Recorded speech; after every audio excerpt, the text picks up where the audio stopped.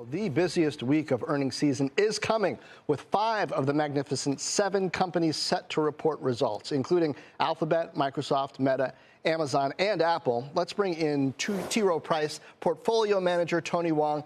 Tony, great to have you. I especially am curious your take. We got 3 of the hyperscalers talking from a cloud and AI perspective: Google, Microsoft, Amazon through AWS, reporting next week. Given what we just heard this week, say from ServiceNow and IBM. IBM software business up 10%. ServiceNow hit record highs after its earnings. What, if anything, does that signal about AI demand, software demand, what we might expect from the hyperscalers? Yeah, well, I think that is the primary topic that the market's going to be looking for.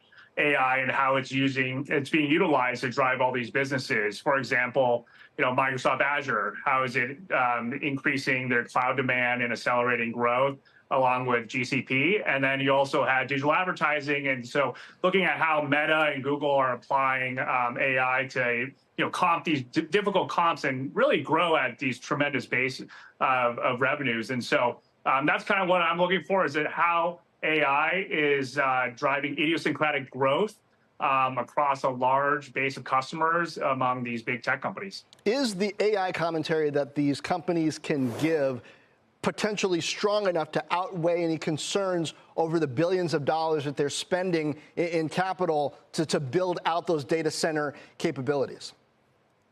Well, I'd say the commentary has been pretty strong over the last few years, and I think we need the numbers to really show through, and we got to see the growth to justify the type of spend. And so I think if they beat numbers and continue to grow really strongly above where consensus expects, I think they're going to have more reign to spend more CapEx. Because it does increase their terminal value. So I think it's got to be growth accompanied with this large amount of investment and good commentary in terms of more uptake in the effectiveness and ROI of AI. Do you expect this Apple report will put iPhone 16 demand questions to bed, or are we going to have to wait another 3 months? I don't think it's going to be solved here. I mean, I think the AI features are still being rolled out. I know the checks have shown some sluggish demand, but I think that the results will kind of put to rest, the near-term results.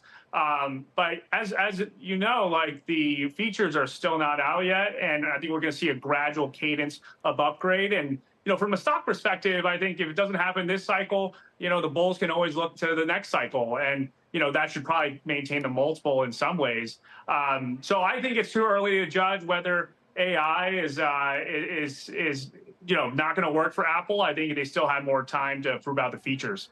How's the setup for Meta? We know that they've spent a lot on AI and data center stuff that's actually helped them in Reels and being able to figure out how to match the right kind of content to viewers. But as we're heading into the holiday season, I think there are probably some questions with the slowdown in the consumer, though the consumer's still going. Will advertisers lean in to try to capture that incremental person, and will that benefit the likes of Meta through Facebook, Instagram, et cetera, or does the slowdown hurt them overall?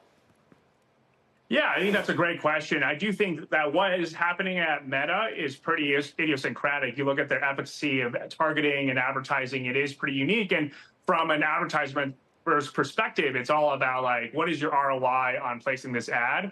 And as Meta increases that with AI, I do think that they continue to take, significant share. I mean, this is a massive business growing, in the mid-teens. And so, to me, I think that they continue to do well. I expect that they can continue to have strong results as a result of, like, how much they're spending in AI and their ability to go from, like, kind of a mid-funnel improvement of advertising as you apply AI to it. I think it does help them disproportionately.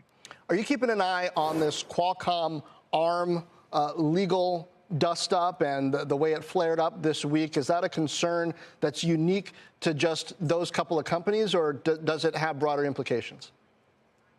Yeah, definitely a very dramatic week for the court case there.